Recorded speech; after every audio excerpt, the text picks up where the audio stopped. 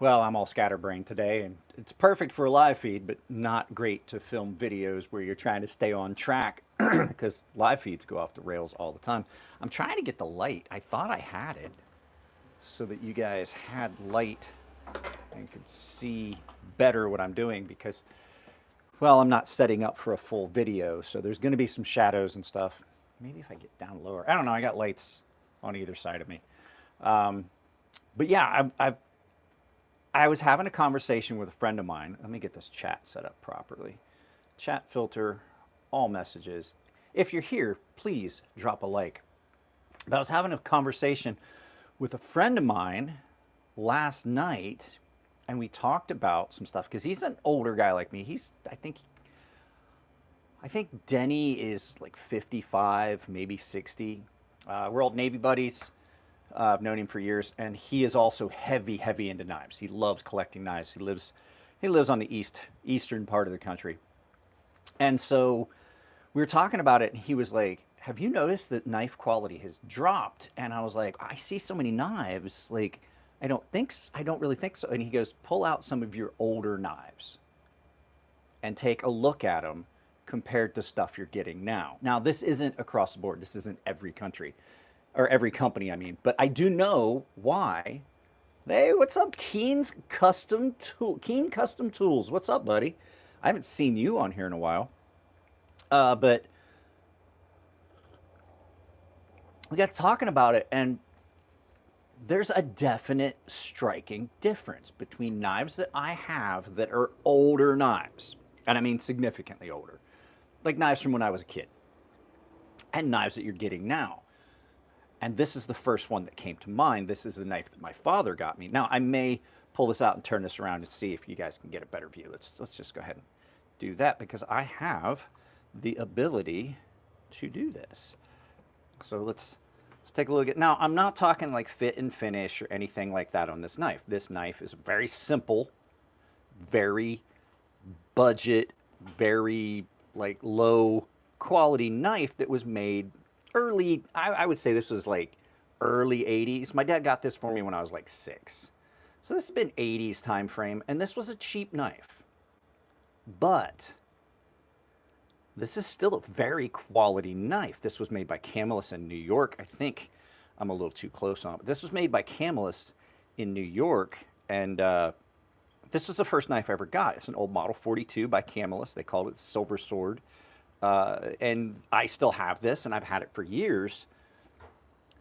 But it's not a bad knife at all in comparison to some of the stuff you're getting today. Now, like I said, I do know it's not every company. Not every company's quality has dropped off so drastically. But like this was, well, that's part of the direction I was going to go. So I got this knife when I was a kid, and it was just a cheap little knife. My dad specifically had told me before he passed away. He's like, "I don't know why you still have that. That was just a cheap little knife that I wanted you to have something you could skin squirrels with." And this has skinned more squirrels than most people will ever see in their lifetime. Like even kids in the city at the park have not seen as many squirrels as this has taken apart and cleaned. And chipmunks, cleaned chipmunks and things like that with this. This is a great little pocket knife.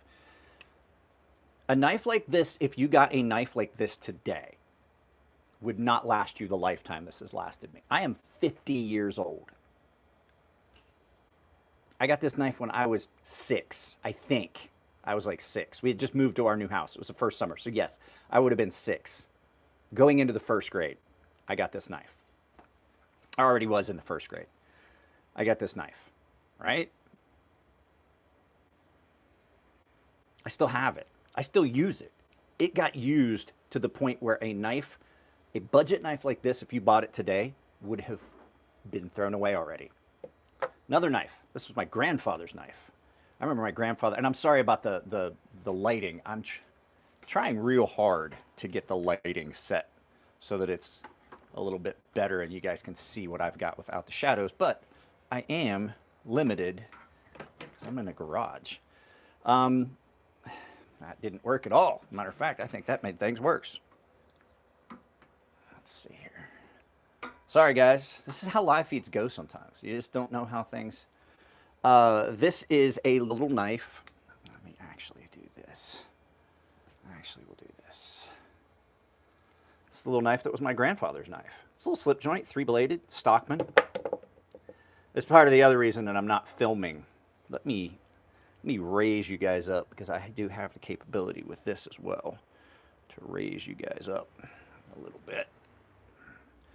I'm using a very cool tripod that I now have that allows me to film lots of different angles and different directions and raise things up and even put it down at the counter. So at any rate, this is a great little knife, and it was a budget knife that my grandfather carried for years. And you're gonna hear the garbage truck coming. My grandfather carried this knife for years. This was a saber made in Japan. And I remember my grandfather carried this, and he was conflicted about it because, well, he fought he fought in World War II. But this is a great little knife, and I still carry this knife. As you can see, it's got a clean edge on it. You know why it's got a clean edge on it? It's still got a jacked up tip, because my grandfather was really hard on stuff. You know why it's got a clean edge on it? Because I carry this knife. This knife is older than most people I know. But the fact is, it was a quality knife, and he got it knowing it was a poor, I'm trying to bring you guys down to an angle. Oh dear, there we go. I knew that was going to happen. I'm trying to bring you guys back down on it. He knew what he was getting when he bought it, but at that time, even that was a budget, cheaper knife. It's held up. This thing's great. Most companies today are putting out knives that most people are just going to throw away. There's some exceptions. I will say there's some Microtech and things like that, but that's in the higher end. You could get a good budget knife, and you still can, but I'm going to tell you why it's happening.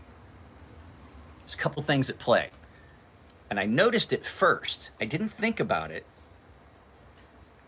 until I started looking at antique straight razors and newer straight razors. So this is one of my grandfather's straight razors. This is the first straight razor I ever shaved with, right? This belonged to my grandfather. This is I can't remember the brand name on this, but this is where you started to see it. Yeah, this was a Kinfolk. This is an old Kinfolk razor. This thing is old. This was my grandfather's straight razor. This is the first straight razor I ever shaved with.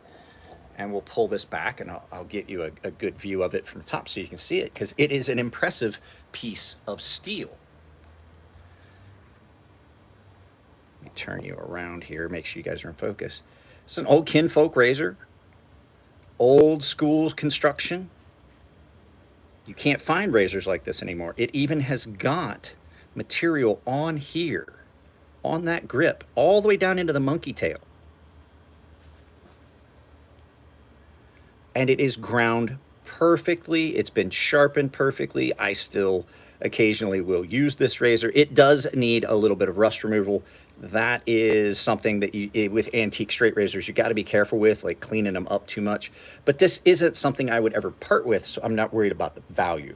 Now, if you get even some of the nicer ones like Fesser's Essard or Dovo or some of the higher end razors, nowhere near as good as that old school razor that was my grandfather's. Does it say Sheffield steel on it? I can't see. It probably is, but the fact is, when you see newer razors, newer straight razors, because they still make straight razors, nowhere near as good.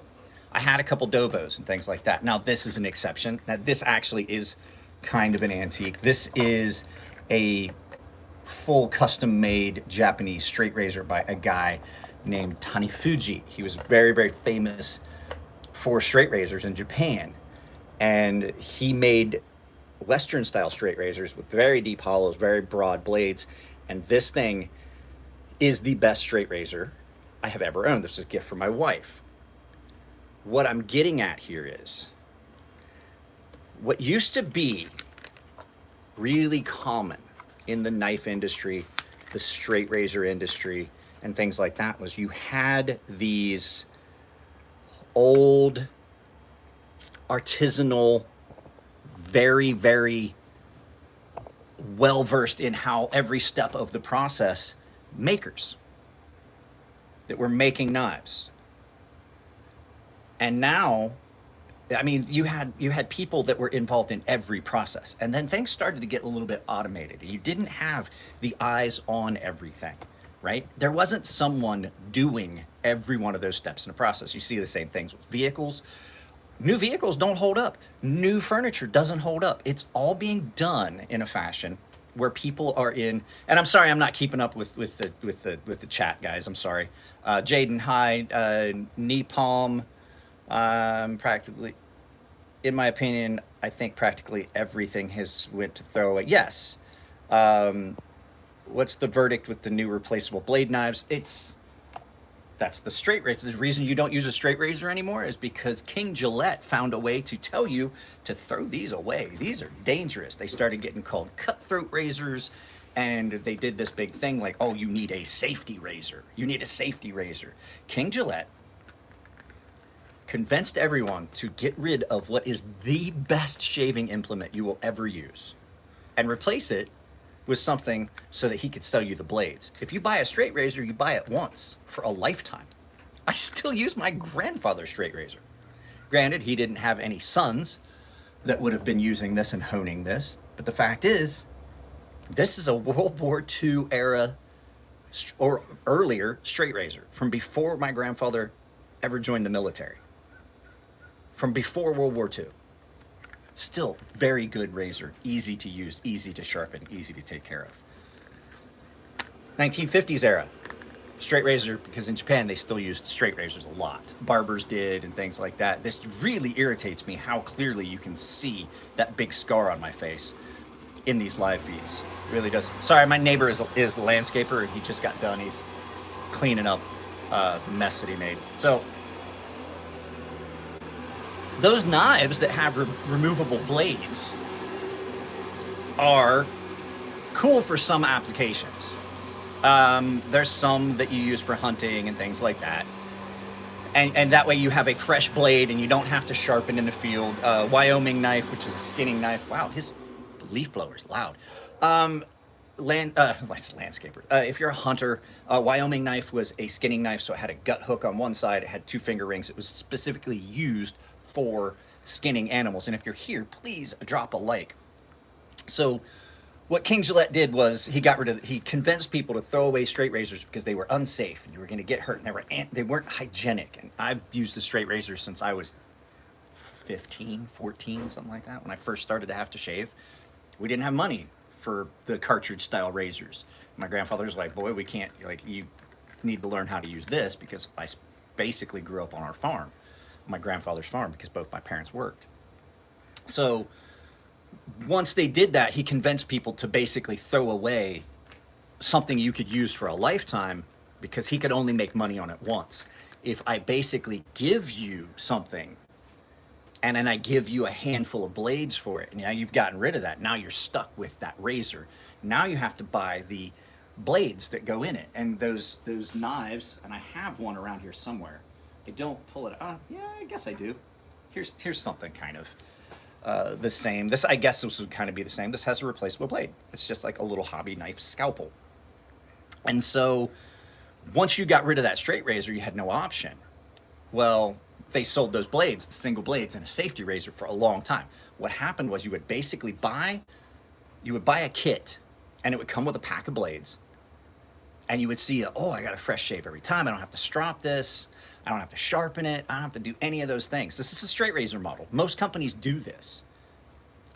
This is why Sony and video game companies sell their consoles at a loss, because they're going to make the money on, you now have to have that console to play the new games. And so when they got really heavy into then the multi-bladed razors, like 2-bladed razors and things like that, you got to buy the cartridges. So I'm going to give you this handle. I'm giving it to you for free, And I'm giving you like 4 blades. You're gonna pay for those 4 blades, you get the handle for free, and then you're gonna put those blades in it, and then a year from now, we're gonna update and make it better, and you gotta buy a new one, and now you gotta buy these new, more expensive cartridges, which is why a lot of people have went back to safety razors and straight razors. They realized it's not as good a shave, it's not as good for your face, and these aren't that dangerous. As long as you haven't had too much coffee, you're not gonna wind up with multiple blood spots on your face. So at any rate, what happened was when you started to get into this mass production, hey, JB Knife Collector, welcome to the membership. Guys, I do have a membership. It helps support the channel. The Just Looking, I think Just Looking is $5 a month, if that. I think it's actually less than that. I think it's like $2 or something. At any rate, knife companies didn't change.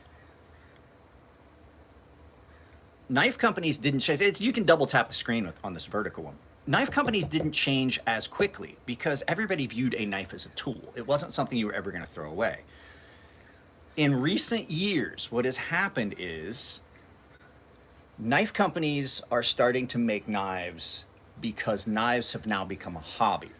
Before, like, for years and years and years and years, knives were just tools. That's all they were. They were tools. Everybody appreciated a good tool. Everybody got good tools. They didn't throw away their tools. And so you got really nice, almost like what today would be bespoke items. Here is one I can show you. Put it under here. Now, you're not gonna find this knife.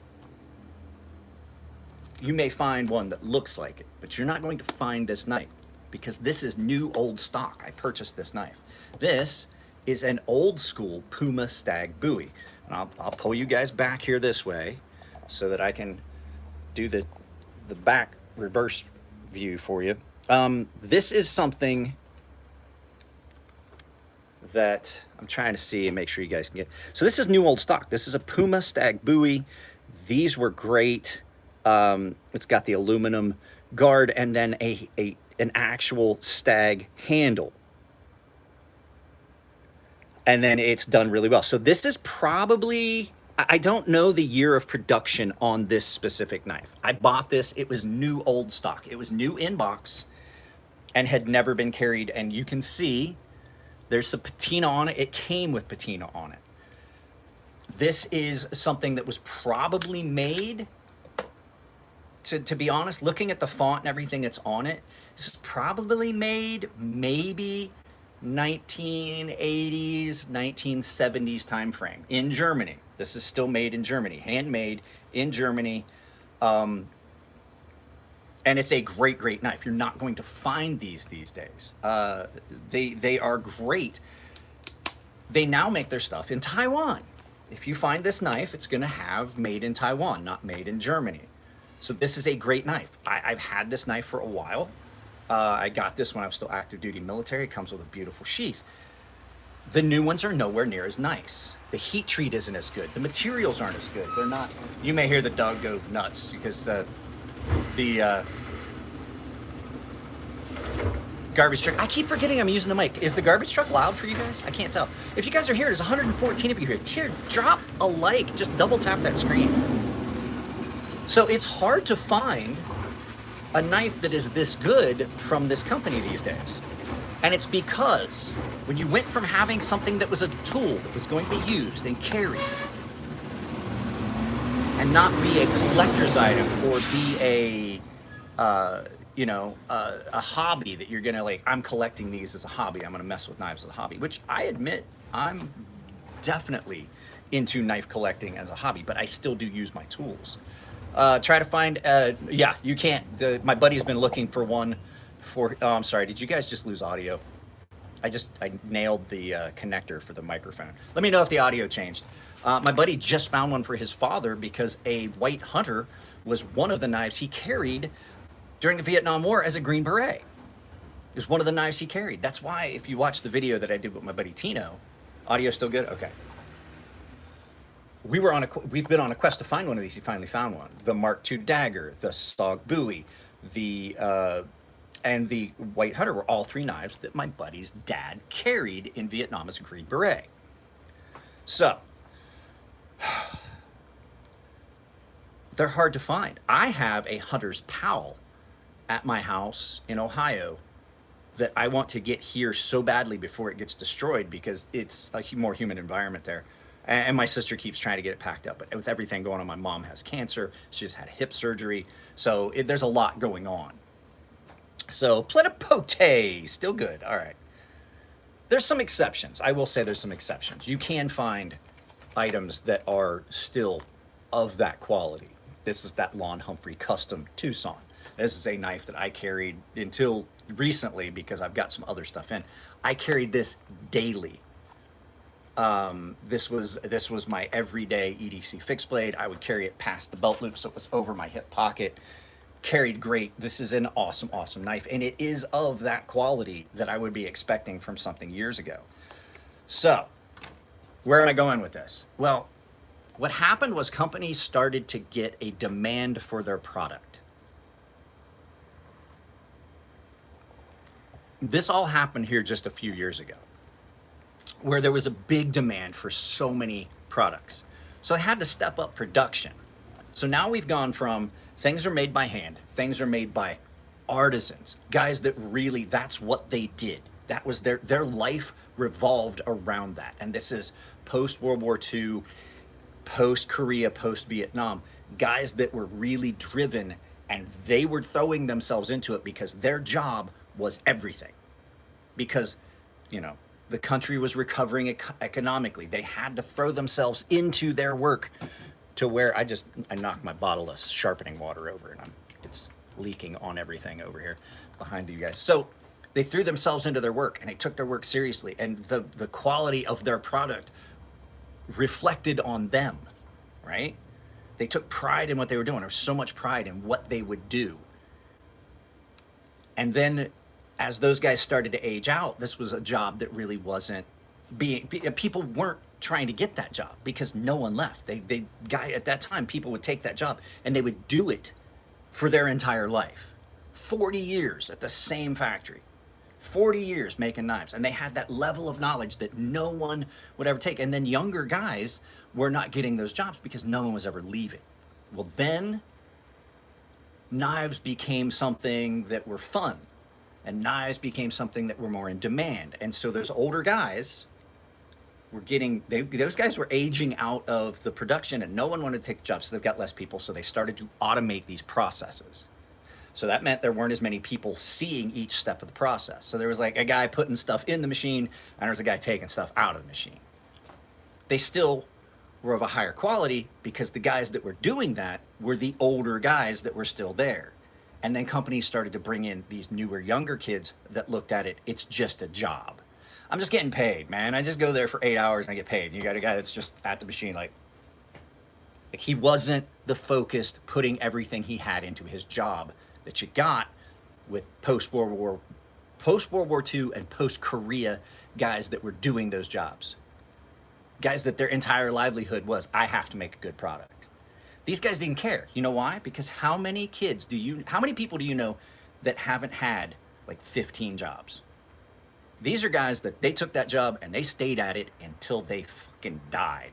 Like they were there from the time they were 20 coming back from Korea till the time they were told that, like, look, man, sorry, you're too old to work anymore. Mandatory retirement. You gotta go. And most of those guys didn't fare well after throwing themselves into that very well, and then they get out. So those knives were exceptional knives because those guys were passionate about what they're doing. And please drop a like. If there's 121 people here and I only have 14 likes, that's ridiculous. So stuff started to fall off, and that's where you got these crappy knives, and companies couldn't make knives to keep up, and they couldn't keep their workforce. That's about the time that you started seeing companies like, I'm trying to think of it here. God damn it. I can't think of the names of the companies, but you had companies that basically were selling out because, look, we can't make the production. We can't do it here. We can't afford the equipment, and we can't get the labor. I'm going to sell my business, and then it went offshore. And for a long time, all you got was crappy, shitty Chinese-made knives, right? Now, I will tell you, there's a light at the end of this tunnel. stick with me because we're going to go through this. Companies started popping up. Companies like Gerber sold out. In more recent days, Cold Steel has sold out to big conglomerate companies. And they basically sold their label, like Schrade, that's one of the ones I was looking at. They basically sold their name. They sold their label to a company, and then those companies would produce things under that label, and they never were anywhere near what they used to be, right? Think about how good Gerber knives used to be versus how good they are now. Well, they're not. I haven't seen a Gerber that came in. I got a case in point here. I got one right here. Let me show you. This is a Mark II dagger. Adam, I sent you a message. If you guys don't follow Adam, I've followed Adam for a long time. Adam is the world champion knife thrower. And Adam, there's a scene in a video that's coming up that you'll get a kick out of it because my buddy talks about his throwing folders. And it is, it is hilarious. The first person I thought of was you. I didn't know you followed me. I really didn't. I've followed you for a long time. I really have. I've not necessarily on YouTube, but definitely on Instagram and other places. World champion knife thrower there. This is something you wouldn't want to throw. So my buddy is collecting Vietnam era Mark II daggers from Gerber. This, I got goosebumps. Look at that. Like, it's knife guys will get this. I got goosebumps just pulling this knife out of the sheath. This is a Vietnam, not necessarily Vietnam era, but this is a wide wasp model of the Mark II with serrations. The Mark II dagger. This is a knife that when Gerber made knives, they made them right. Like, this thing is incredible. Now, I've seen the Vietnam era ones. He's got a whole collection. He has one of the Mark II dive knives and things like that. This is insane. And then the sheath on this is just absolutely nuts. Absolutely nuts. It's, as a matter of fact, this doesn't say legendary Gerber blades, but this is still Portland, USA. You're not going to find a Gerber of this quality ever again. So these companies started sending their stuff overseas, and they basically sold their label. And people would get these knives and they're like, this isn't what I remember, right? But they didn't have to worry about that too long because as we got older, more younger people were getting it in the knife community and things like that. Big shout out to my buddy Davey, who is over at EOD. I was TAD to EOD for a while and I got a cup. Davey, if you're watching this, count to 10 for me. Hopefully you still can. I got 5. Now, so there has been a big drop in quality, but like I said, there's a light at the end of the tunnel. We'll get to it. Companies started just producing a bunch of crap because they had this big demand for people that just like knives became fun. And you saw a lot of stuff pop up like fantasy knives. And this is kind of where it started. When people started watching action movies, knives became popular. This was a gift from my buddy Tino. You guys remember I talked about how much I wanted the T2 dagger? Adam, I said I wanted to do a collab video with you one of these days. Like we go live like this, and then I give you random knives that I think you should try to throw and see if you can do it. I know you do it all the time, but like I'm talking to Adam, world champion knife thrower. It's awesome. Like 500,000 subscribers. If you don't follow his channel, as soon as you get off of here, go follow his channel. It's a great channel. Like I watched him throwing like cheap knives and talking about the no spin. I got a screwed up shoulder. I can't throw knives anymore, or I would. I will find you. I'll go to your Instagram. I'll send you a DM. Crazy underscore. I think it's the underscore the Emler underscore edge. I don't remember what my Instagram is, but you'll see it. I'll send you a DM that way, or email me at gunmonkey1974@gmail.com. So at any rate, movie knives. We started having all these action movies, and knives became cool, right? Knives became cool. Like this. How many people remember seeing this knife when Arnold Schwarzenegger stuck a biker to a pool table in Terminator 2? How many people remember Sarah Connors using a SOG buoy, a Mac V SOG buoy, to cut the thing in the picnic table? Knives became cool. They became a part of our cultural identity through movies. And then the big demand started. People wanted knives. People wanted the cool knives from movies. Here, case in point, are a couple. We talked about these in another video. Case in point, the Rambo knife. I'm not gonna pull it out of its box, but this one's already out of its case. Or, how many people remember, come on, Bennett, let's party, right? How many people remember that? That's an iconic scene from the movie Commando with Alyssa Milano and Arnold Schwarzenegger, where he's got the knife. You don't want to shoot me, you want to put the knife in me and turn it and look in my eyes and see what's going on, right? How many people remember that? Everyone. So knives became something that were cool and people wanted, right? Knives became something cool. People wanted to see them. People wanted to have the things they saw in movies, and it became a hobby. And a lot of people started buying knives, and the knife companies could not keep up with demand, and they moved offshore. Or they automated their entire process, and they hired a bunch of people that really didn't give two shits about what they were making, right? I have one for that. Root Dog, you wanna see something? Like, I know it's off topic. You have to see this.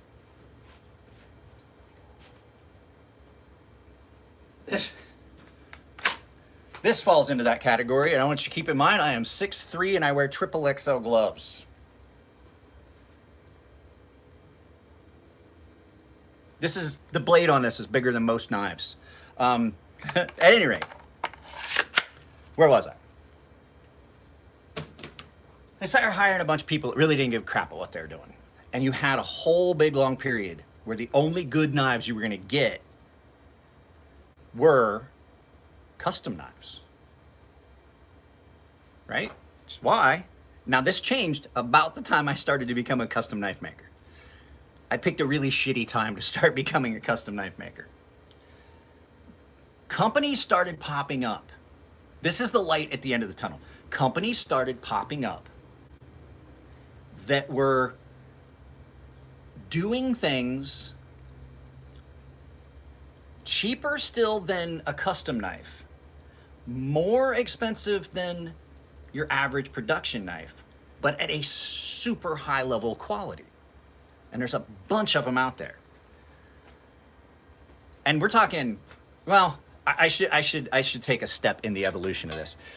So from production, like production quality and custom, right? So there are custom knife makers, but it takes a long time to make a custom knife, right? It takes a long time to make a custom knife. I know this because I made custom knives. 10 hours just to do heat treat on a blade. 10 hours just to do heat treat. Now granted, yeah, you can stack some stuff, like I can do 5 blades at a time. But if you look at that, like in that process for those 5 knives, that's 10 hours per blade. 10 hours for a batch of blades, right? That's still 10 hours that I can't make a knife until I heat treat the knives, right? Grinding, finishing, making handles, all those things. I went all fancy a few times. I think I got one here. Here's one. I got all fancy a few times. This is a knife I made. That's a mosaic pin. You know who made the mosaic pin? I did. I bought the tubing. I bought the shapes. I bought the pitch that's in there. Here, I'll turn it around so hopefully you guys can see it. Push you guys down here and turn this around. I made those pins by hand, by myself, to put in the knife that I made by myself. I put a logo in it. I made this for my daughter. It was a gift. She liked Star Wars. I put that in there, right? This is artisanal style stuff. Now, granted, this is the second knife I made, so it was kind of rough, but carbon fiber handle. I did a finish on this that I thought she would like. I did everything nice and clean, right? This is something that I gave my daughter so she would always have it. It will last her lifetime and probably her children's lifetime if I'm ever lucky enough to have grandkids. Or if I'm lucky enough to live that long. People in my family don't live that long. Men in my family have got a short shelf life. I'm coming up on I'm reaching that, like, I'm in my old age phase. 50 to 62 is in that realm where something happens and we shuffle off. But so custom knives were the best. Like, you could get custom knives, those were quality, and all production knives were shit. Not gonna lie, there was a good period of time where it was like that. And then some of the custom makers were like, let's see if we can't dummy this down a little bit. Like, it takes me 6-8 weeks to make a knife. What if I get a batch of knives put together? And I'm getting ready to go grab one. What if I get a batch of knives put together and I have the parts made by other people? Like, I take the monkey work out of it. I take the grunt work out of it. Like cutting out the handles, cutting out the blades,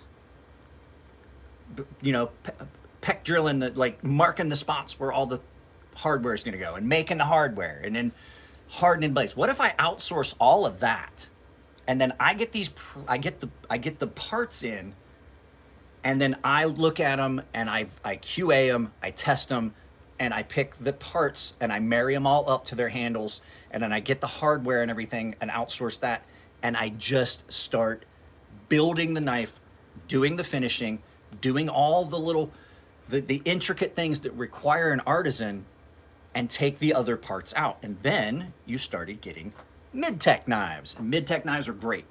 Some of the best knives I own have been midtechs. As a matter of fact, I have several midtechs that are better than any custom I've ever seen. One of them, this is not mine.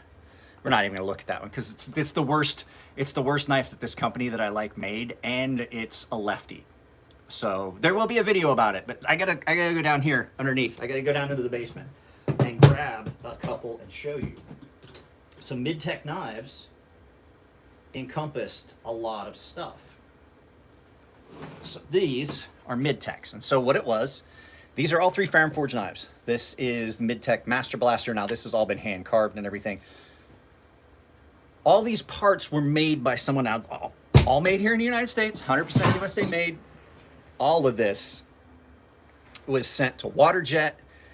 The steel was sourced from Niagara Steel. All that. And guys, there's 128 of you here. Double tap the screen and drop a like. Like, if you haven't dropped a like, shame on you. Like, I'm giving you my time because I guarantee you I'm not making any money on this. Because no one's dropped a super chat, and live feeds don't make money. Just doing this because it's fun. This is all done outsourced. All the parts were made outsourced, right? With the exception of the pocket clip. But then the finishing was done. All the finishing work was done. And what that allowed those guys to do, all these custom knife makers, and this some of the best mid-tech knives I've ever seen. They offered custom finishes and things like this. So what that allowed them to do was take the work away that they don't need to do. Outsource that. Get the parts done on Waterjet. Get the blades heat treated and double disc ground and everything. Like, holy shit, brother. I don't know how much that is in US dollars, but thank you very much. Guys, absolutely go follow Adam's channel. Absolutely. It was a lot of fun. I watched him throwing stuff he shouldn't be throwing, and I'm like, holy shit. So this knife is probably the best showing. These two, I think, are the best showings from them. These were in-house. So all the parts went to Waterjet here in the United States. All the materials were bought here in the United States. Niagara Metals provided the steel. TMS Titanium provided the titanium that they used. I'm friends with the guys that own TMS Titanium. TMS Titanium provided titanium. San Diego. Niagara Steels, New York. The Waterjet that he had done just down the road from here. Like, I could drive there in 10 minutes. So the Waterjet was done there. Blades were done up in Washington. I can't remember who did the blade grinds.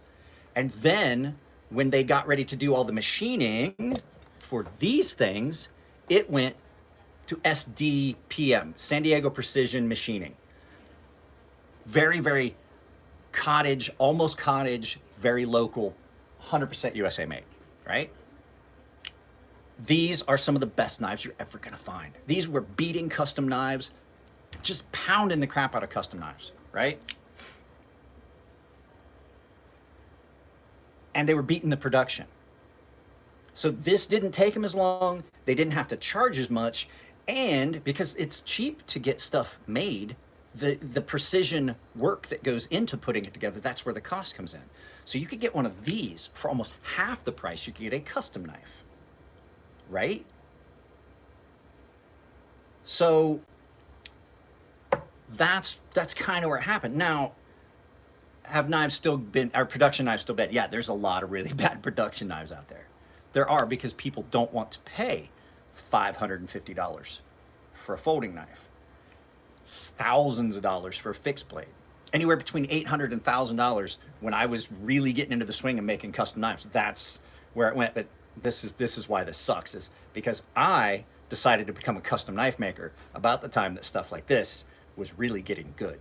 And people are like, why should I buy that knife from you when I could just buy a cheap knife that's going to be as good, a knife that's half that price? Because I was doing everything. Everything was cut. Like, I cut out the blade blanks with an angle grinder. I did all the work. I did the heat treat. I made the handles. I made the pins. I did all that stuff, which equates to somewhere in the realm of 60 to 80 hours per knife minimum, right?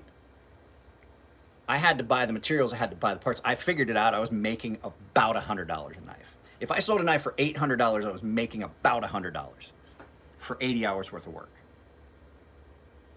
Right?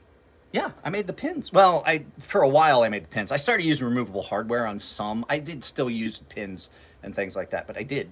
Where'd it go? Where'd it go? I showed it. I made the mosaic pins that went in a lot of my knives. I just made a big long piece of it, and it's time consuming, but it's not hard. You know what I mean? It's a tube, and then you put all the parts in, you get them all, and then you fill the thing with pitch, or you can use black epoxy, however you want to do it. But they come out good. They come out with this mosaic patterns and things on them. At any rate, so as these knives were getting better, the mid-tech knives, there was a handful of companies, and this is the light at the end of the tunnel, for guys that want good knives, not paying $500-$600 for them. Now, the price of knives has went up, and I think it's a little bit ridiculous how much they've went up. There are a couple companies' prices going down. So what happened was there was a lot of companies. Do I have an accelerator or a Cami? I had the accelerator. It's a good knife. I did it as a giveaway to my paying members. If you're not a paying member, that's one of the things that I do occasionally, is I do giveaways. I've not seen the Cami, but the Kami, but the Artisan does good work. That's why they make one of my fixed blades. At any rate, so about the time they reached a point where, like, even guys that were making mid-tech knives are like, man, I'm just barely scraping by. I'm making a run of I made let's say I'm this isn't me, but I made a run of 200 of these knives. I sell them for 550. By the time I've went through and I've had my shop, I've got my shop, I've got to have all my equipment, I'm paying utilities, I'm paying for this, I'm paying shipping for all this heavy stuff back and forth. I'm still just barely making enough money on a run to make the next run, and then maybe buy some stuff around the shop. At the end of the year, look at how much leftover revenue there is, and then buy stuff for the shop.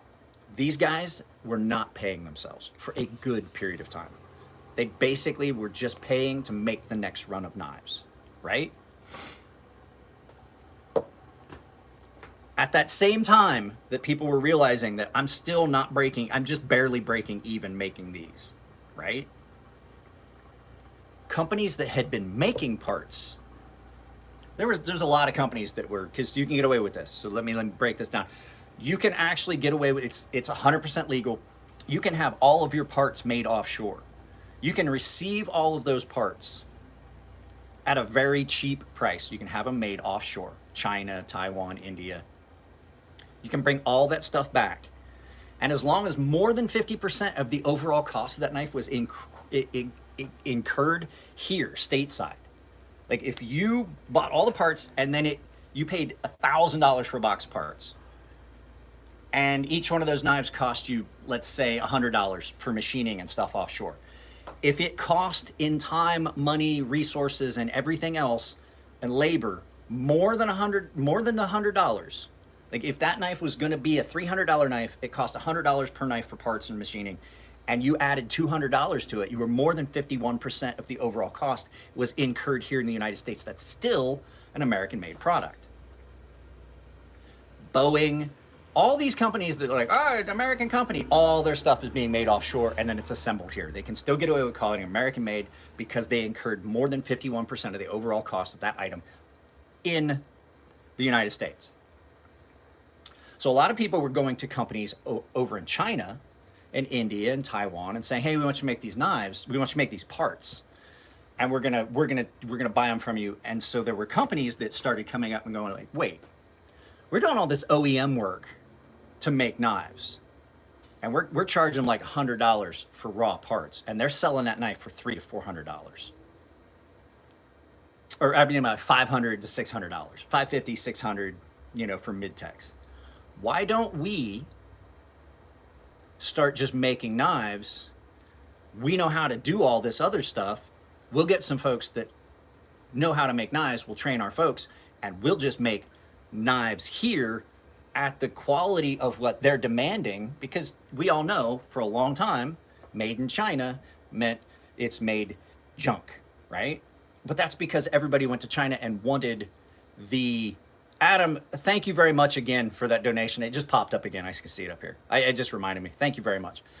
So these folks they were like, why are we doing all this grunt work and getting a little bit when we already know how to make the quality they want? We're not limited by restrictions because people were going to China like, I want it the cheapest way possible. So China was like, well, we'll make it the cheapest way possible. You get what you pay for, right? That doesn't mean that they didn't have the skilled labor to do it. So there was a handful of companies that were like, you know what? This is ridiculous. Why are we taking a little piece of the pie when we can have the whole fucking thing? And then you started seeing companies pop up like Reat and We Knife Company and Best Tech and things like that. They're like, we've got the ability to make these knives. This knife right here, excellent knife, designed by Elliot Williamson over at Farnforge Knife Works, made by We Knife Company in China. He has them do the entire OEM now. So these knives that you saw don't exist anymore because they got priced out of market. So he designs knives, or takes his old designs like this and takes them and has them done production as OEM. Like, you guys make the knife to my specifications and I will pay you your part of it, and then I will sell that knife on my website. He QAs and checks all of them. We Knife Company makes an excellent product. This is one of the better production knives you're gonna find, right? Now, there are some exceptions. Not all American knife companies are garbage and just putting out a garbage product. Spyderco. Spyderco has been putting out quality knives for years, right? They do it in-house, and to tell you the truth, in price, this is not that much different than some of the, well, let's pull one out. Some of these production knives that are coming out of companies like We Knife Company, and oh my God, my knees are bad. This knife is cheaper than this knife. This knife, 100% made in China. Now, this, until recently, was the best production knife I ever bought, right? This knife from Spyderco was about, I can't remember. I think it was under 300. It was like 240 with shipping, right? We Knife Company. This is an excellent, excellent knife. This knife is better. Well, it's better because it's just a better design for my personal use, but great, great knife. Cheap for the quality.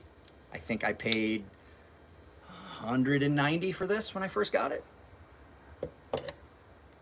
Beats it. Now, I do have to say, the knife that I have to say is the best production knife I've ever bought is my Microtech Amphibian, and this is the cool thing about this company. Like, we're gonna get back to look at some of these other cool thing about this company. 100% American made. This is better than knives that I've bought from them in the past, and it's cheaper. So Microtech is the only company I can think of right now that's American made that is producing better quality than they were. And I told Tony Marfione this because I know Tony. Better quality than other knives they've made. And they dropped their price by about $100 from the first Microtech knife I ever bought, which was about $450, till now this is $310. So they've dropped their price almost $150. Doesn't have a glass breaker. You don't need a glass breaker. Glass breakers. Comment down below if you've ever used the glass breaker on your knife.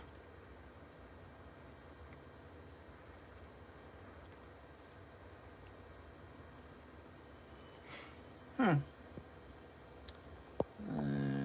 we'll just do that right there. So I have knives with glass breakers. You know what I've never used on those knives? A glass breaker. Never. What they do is they make your knife uncomfortable.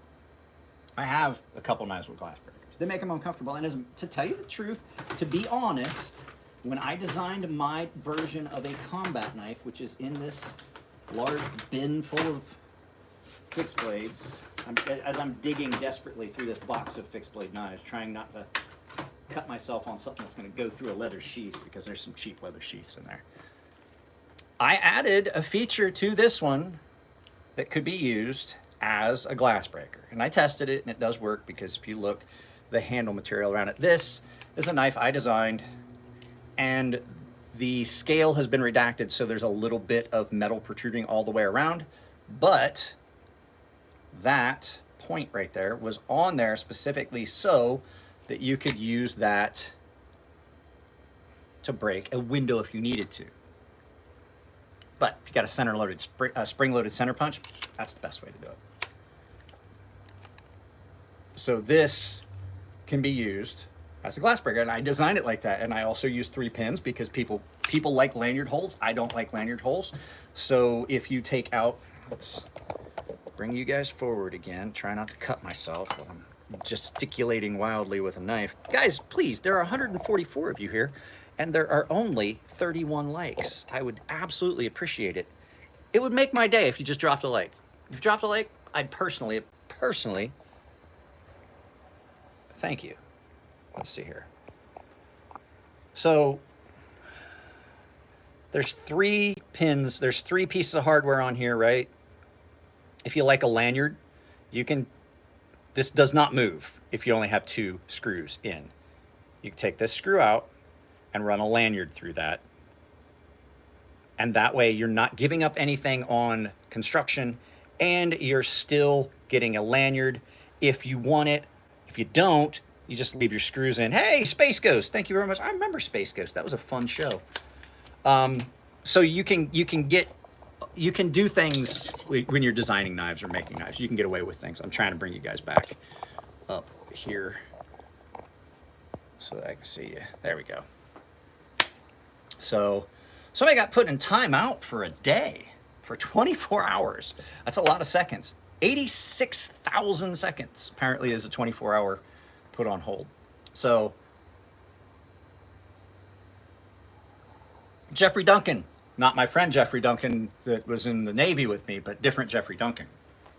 So yeah, you can do creative things when you're designing a knife. But back to what I was saying is, these companies that were doing the grunt work for other companies realized that they could just start making knives themselves, and it has worked out pretty well. There's a lot of companies out there that are making very, very good knives. We Knife Company. I went through We Knife Company to get this done. I tried to get American companies to do this, and this is another thing I'm going to talk about. This is a problem with American-made knives and why people are going overseas. I tried to shop this design around to multiple companies. I wanted this to be a USA-made product. I'm a veteran, military veteran, retired from the military, disabled through the VA. I wrote a check to the government up to and including my life. I wanted an American-made knife. This I could not get an American company to do this the way I wanted. I was a gunner's mate. I was a gunner's mate in the Navy. My last few years, I was at Expeditionary Combat. Naval Expeditionary Combat Command, NECC. I was with the Mobile Expeditionary Security Forces, MESF, Squadron 3, Det 32. At any rate, I tried to get American companies to make this knife. And I told them, like, look, I don't even want, like, I'm not trying to get you to make the knife for me, an OEM, and then I sell it. I just want to give you a design and you guys market it and sell it. And they're like, yeah, well, still, it's going to be like $3,200 to $4,000 for prototyping. And I was like, no, I don't think you understand. Like, I want you guys to say, yeah, you want the design, you think it's a good design, you're going to market it and do all that. And you guys, it's all in-house. I just want a royalty. They're like, nah, still $3,200 to $4,000 for prototyping. And I'm like, that's ridiculous. Like, I don't need a prototype. I already know what I want it to look like. Right? I already know what I want it to look like. I already have the design. I had friends that were SEALs that I made knives and gave them fucking free custom knives so that they could test them. Right?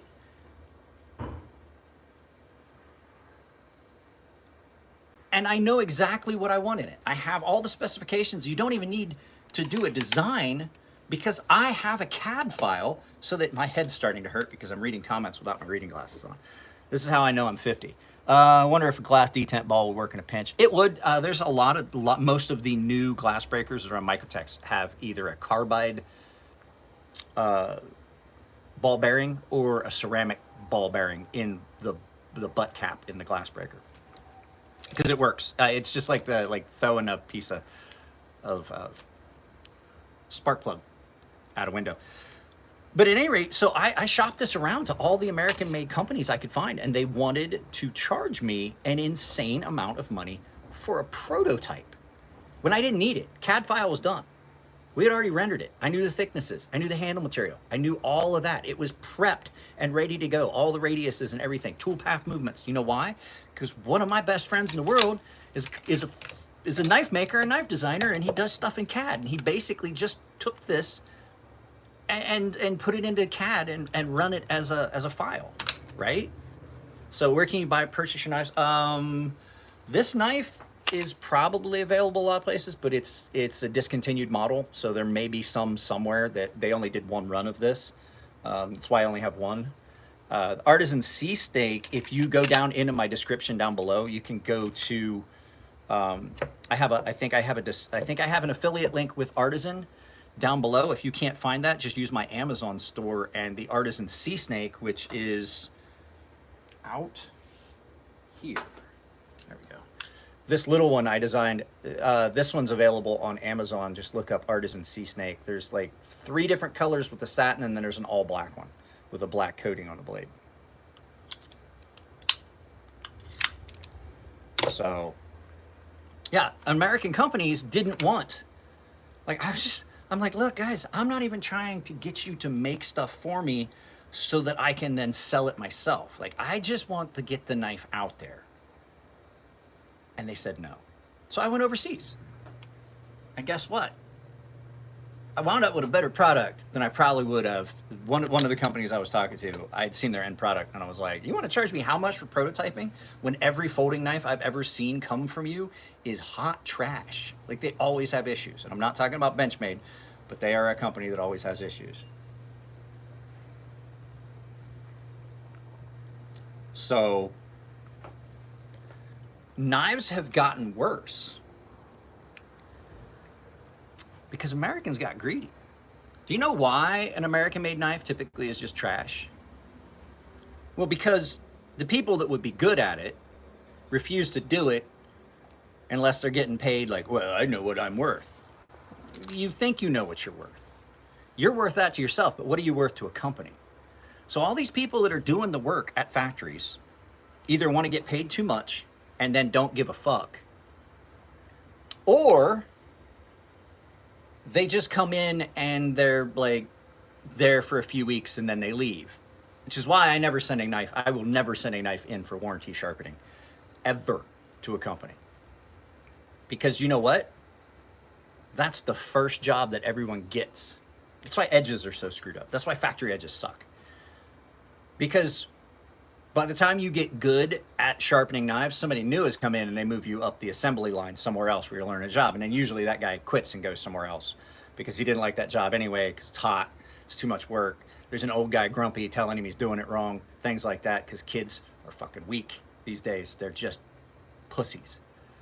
So that's why when you get a knife from a lot of these companies, it's not the guy that stood in front of a grinder with a cigarette hanging out of his mouth for 32 years before they were like, hey, Bill, you want to move up to the office and maybe write invoices? Yeah, that can't be good for your back. He's like, yeah, I'll go up there. And then they brought some guy that had been there for like 10, 15 years, and then he got really good at it, and it's the same thing. That doesn't happen anymore. What you get is, there's a kid, they come in and they're like, hey, the new kid's here. He's like, cool, so that pile of stuff over there, go sharpen all those knives. Just put them on a grinder, put an edge on them, and throw them out. That's why you get burnt edges. That's why belts don't get changed as often as they're supposed to. That's why they don't wet the belt like they are. They're not dipping the blades. That's why you get burnt edges on knives. Now, I do have to say, I was going to say about Spyderco,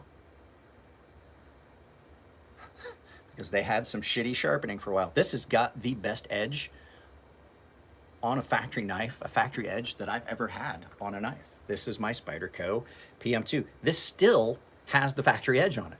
I have stropped it. This still has a factory edge on it, and I don't know how well you can see how many wear lines are on that. This has been cutting a lot. Can you see those lines, those wear lines on it? This has cut a lot of cardboard. And I mean a lot of cardboard, because I'm just curious what it's finally gonna fucking take to have to sharpen this knife. And every time I strop it, I'm like, holy shit, that's still... I don't know how well you guys can see.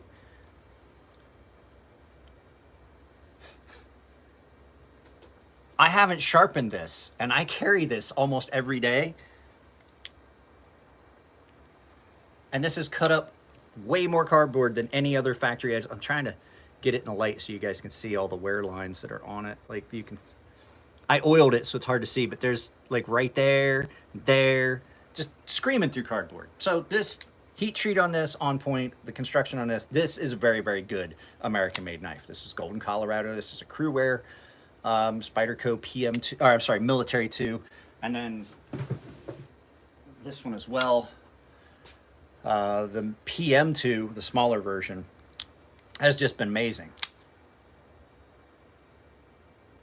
So I disagree, Coyote Hunter. If it's sharp, but the rest of the materials were put together shoddily, you've still got a bad knife. Your lockup's not good. It takes more than just sharp. This is not a fancy, where's it at? This is not a fancy knife. That's pretty bare bones.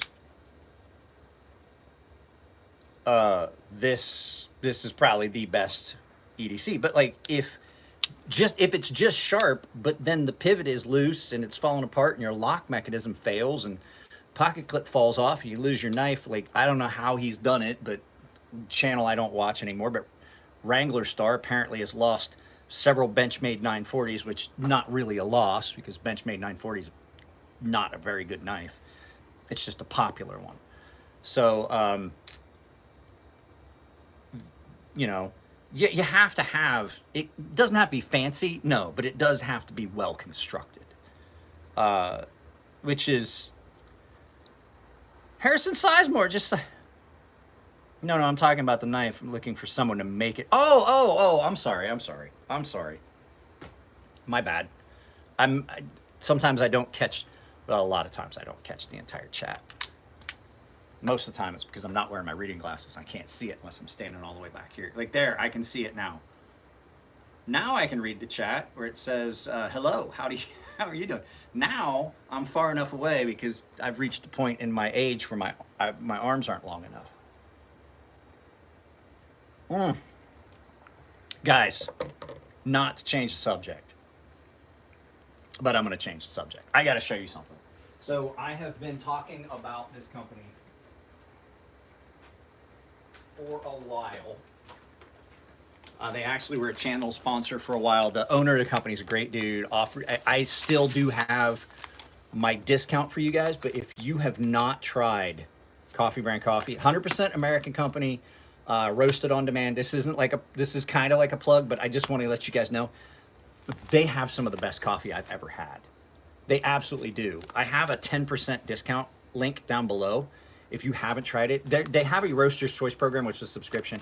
You can get their coffees are amazing. This is probably one of the best coffees I've ever had. I had 2 bags of this. This is a Peruvian coffee, and that's what I'm drinking right now. That's what made me think about it. It's so good. And like I said, with that link down below, you just have to be careful because it automatically tries to get you, it subscribes you. So if you try the coffee, just go to one-time purchase. That way you're not getting coffee just showing up randomly. And apparently it's kind of a pain to cancel the subscription. But yeah, this is what I've been drinking lately. I'm trying something new though. A friend of mine sent it to me, but I like it enough. I found a way to get you guys 10% off. Or, yeah, 10% off. So off the coffee. And it does support the channel. I still get an affiliate link with it, but that's not what this is about. I don't make very much on the coffee stuff, but absolutely amazing, amazing coffee. I drink a lot of it. What do you think about EDC blades under 4 inches being 0.2 thick, but the handles are still comfortable? I mean, it all depends on the person. So I have some knives with some thick grit that you can, let me see, where'd I put it?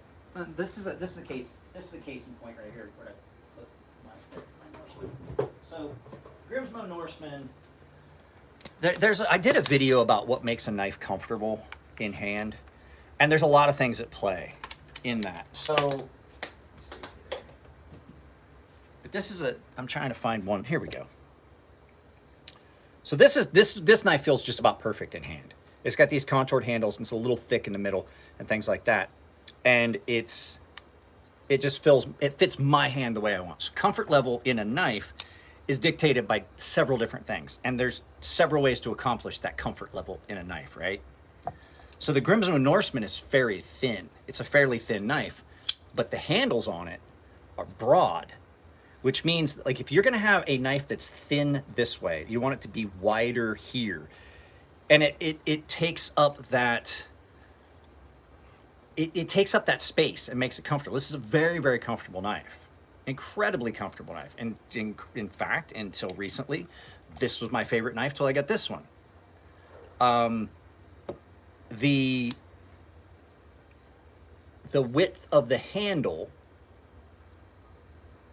can be accounted for if it's narrow this way by making it thicker this way. If it's thinner this way, you can make it broader this way. You can contour the handles and things like that, which makes things more comfortable. What you're trying to do is engage the hand so that you're not engaging the muscles. You don't need as much grip on it. Now, like I said, 6'3", double or triple XL gloves, because this is almost a 9.5 inch knife.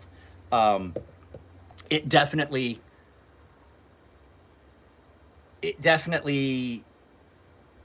affects the comfort level. So if the knife is thin both ways, it's not going to be comfortable. It's going to want to slide around your hand. But if you got smaller hands, like Dixie said here, not just too big to be practical for you. For me, it's not. Like I said, for a big guy like me, it fits my hands just about the way I want. It's pretty nimble, and the angle of approach on it and everything are great. But I do agree, a lot of times, bigger knives become unwieldy. I don't have one. There's been a handful of knives that came in that, like, when you get up to like the 9-inch length in blades, like, or knives, like this, like I said, this is 9 1/4, almost 9 and like just under 9.5, right? This doesn't feel like it, but there's a lot of knives that when you get that length of knife, that then the distance from the pivot to the tip feels out of sorts with itself. It feels like you're too far removed, which is why I'm going to tell you right now, which is why there's a choil on this knife, so that you can get up in that area and have it feel more secure. It gives you more control. It brings you closer to the tip where you're wanting to work. If you're doing heavy cutting, you're back here. You can use that knife. Now, a lot of people don't like choils, but it does remove that weirdness that you get in larger knives where you're far from the end, where your hand feels so far removed from the tip. Knives that have a choil, this one doesn't suffer from that because it's not such a long blade, but in this grip, this knife doesn't suffer from that. But when you get up past it on that choil, holy crap, I have such good control of this, which is why knives that you do a lot of detail work with, like skinning knives. Let me see. This is not necessarily a skinning knife, what I'm looking for. No, I don't have it. I don't have it here. I sent it off to someone. No, I don't. Is it? Where's it at? Is it this one? Yeah, here. Here we go. This is a knife that was designed by my friend Savannah Swags over at Rosecraft. This is the Pocket Monster. So what you've got here is a shorter blade. See what I'm saying here? You got a lot of handle, a little bit of blade. I have absolute control over this, so for skinning out an animal, I can control every bit of that and do fine detail work. The farther you get from the pivot to the tip, the harder it is to control that. And so lots of things at play in the comfort of a knife. And the other thing is big hands, bigger knife. Smaller hands, maybe a smaller knife. Schmutz on the blade. I do like a lot of the smaller knives. This is the mini Nightshade from Vosteed Knives. Really, really good knife. You don't really give up much on cutting length and things like that. But you got a smaller knife, much easier to control, and that's why I like this better. Right? I like this better than the full size. And I have so many knives out, it's gonna be hard to clean this mess up. Guys, 103 of you here, there are only 46 likes. Let's get closer to 1 for 1. Please, let's give it a shot. Can we do it? Because just remember, this is my second rodeo. I actually have ridden amateur rodeo for... Ooh. That's cold. This flask absolutely keeps ice longer than anything I've ever had. The ice that's in this, I put in this the night before last when I was out here in the studio goofing around. So yeah, bigger knives can be unwieldy. That's why a lot of times I will gravitate, these days especially, I'm not in the military, I'm not doing stuff on a farm anymore, I'm not out like checking fence lines and things like I was when I was younger and I needed a bigger knife. And I'm not doing heavy duty cutting. I'm just doing stuff that like average everyday city guy stuff, right? This is more in my wheelhouse, a smaller knife. It's easier to carry and I can get a lot of stuff done with it. Like I said, really good control, maybe something like this. So it depends on what you want. Like that's where I'm at. Like the Narrows, that Benchmade Narrows, dumbest fucking knife I've ever seen. Like it gets you nowhere. Like I was like, why? That just looks like it's gonna feel like you're holding on to a butter knife blade. I just, there's a lot of things that go on. Like you can have a thin knife and have it still be comfortable as long as you've got a broader handle. You can have a broad knife, or you can have a narrow knife. When I say narrow, not tall. People are like, oh, that knife's really tall. No, it's not. No, it's not. I'm tall. I'm a human. That's how you describe it. When you're describing dimensions of things, height, width, length. It's either, well, I shouldn't say height. What are we talking about? Thickness. That's what I was saying. Thickness, width, length. That's what you're looking for. Those are the, just made myself look like an idiot. But yeah, here's a big knife that doesn't have, I don't have a problem with this knife from tip to pivot as much as I do other knives, but I will say this is a much more controllable knife. It's the same knife, for all intents and purposes, these are the same knife. It's just a little bit smaller. While I like this knife more, I will tell you that this knife is the better EDC option for 99% of the people out there. Like if you're not an above average size person like me, like I said, I'm 6'3", 240, I think right now. I'm not a normal size human. This is a much better knife for people that are not my size. And for me even, I find myself gravitating to this a lot because it's an easier carry. It's more controllable.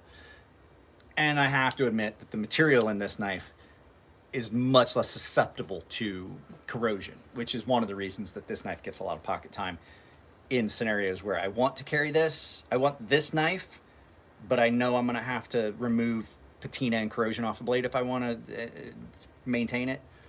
I'll carry this knife. So, not giving up too much with it. This is a great, PM2 is probably the best all-around knife on the market right now. As far as like, for EDC purposes, not for like how much I like it.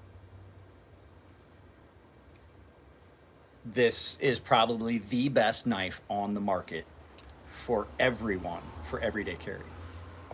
And then there's just stuff that's fun. Like I had this out and I was carrying it. I hadn't carried this in a long time. This is a Voyager, Cold Steel Voyager Tonto. This is a nice knife. This is one of those knives that really fits the company. And here's a company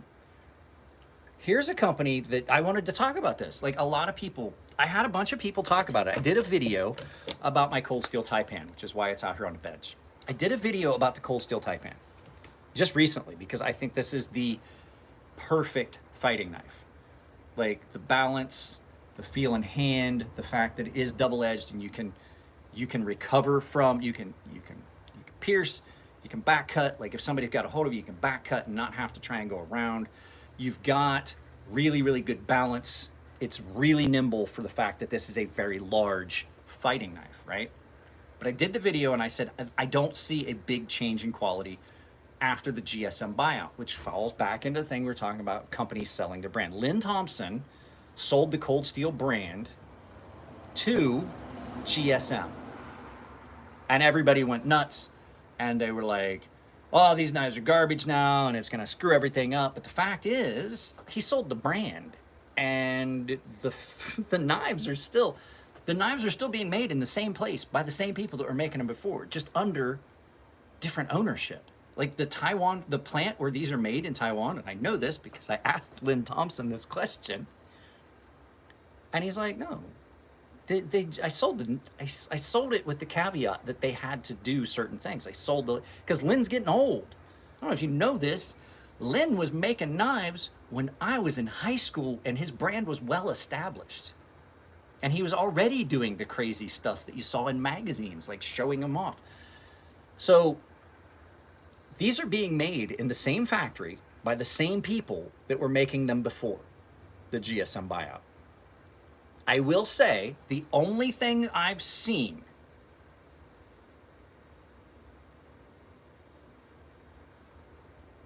that has changed in quality on these knives, on the Cold Steel knives, has been the edges, the sharpening. Yes, 54, I don't know.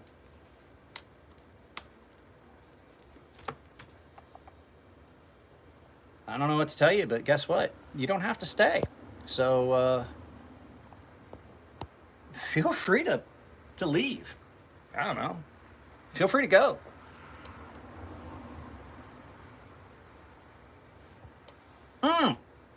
Misread that. I thought it said it was the least strange and dangerous. I'm sorry.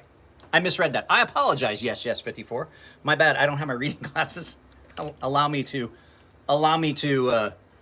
come back. I'm sorry about that. I've seen too many.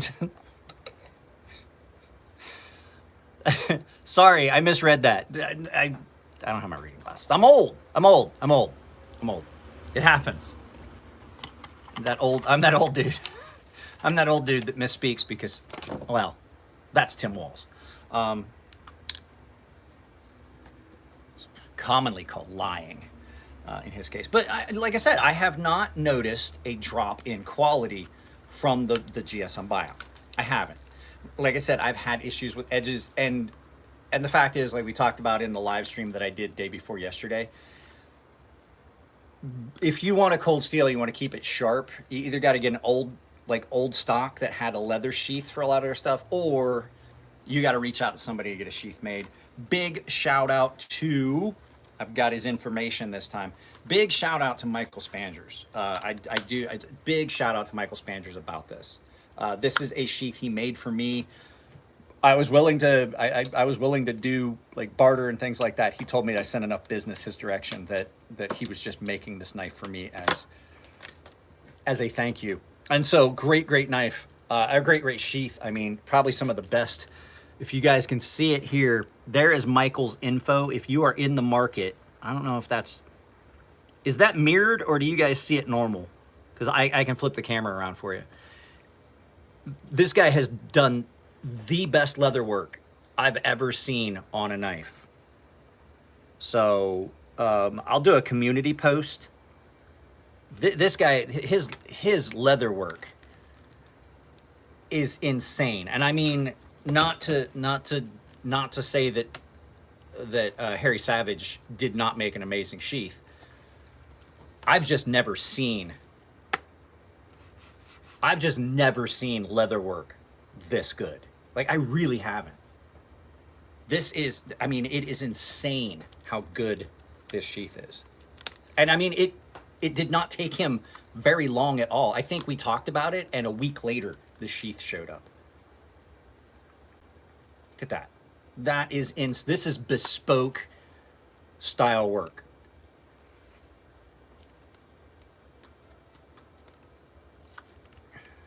Do I still have that beat up? No, I do not have that beat up. I gave that to a guy that I made friends with.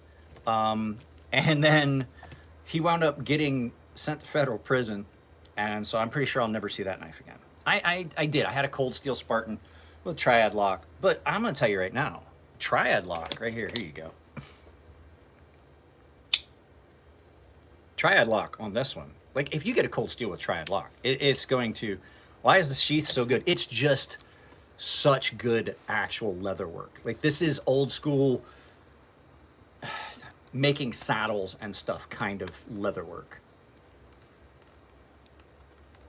Oh, it's just fun because we get a lot of trolls. So, Sandra, we get a lot of trolls, and so now it's just become a fun thing where I mess with trolls. But it's done in jest. My daughter says the same thing. Like, she says, I can't tell when you're joking. I think it's just it's my military sarcasm and humor. So if you guys just so you guys know, I spent my entire adult life from the time I was 17 until I retired in the military. And there's a different humor. There's a different type of humor. It's more, it is more aggressive, and it is that biting wit, but you got to do it. Like, it's fun. That's how we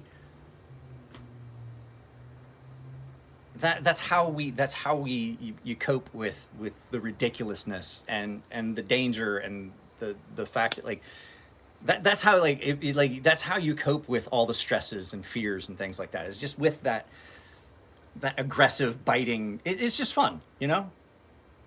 For us, I forget that it doesn't translate. The military sense of humor doesn't translate to the civilian world. So that was 100% meant to be humorous, and I reread his comment.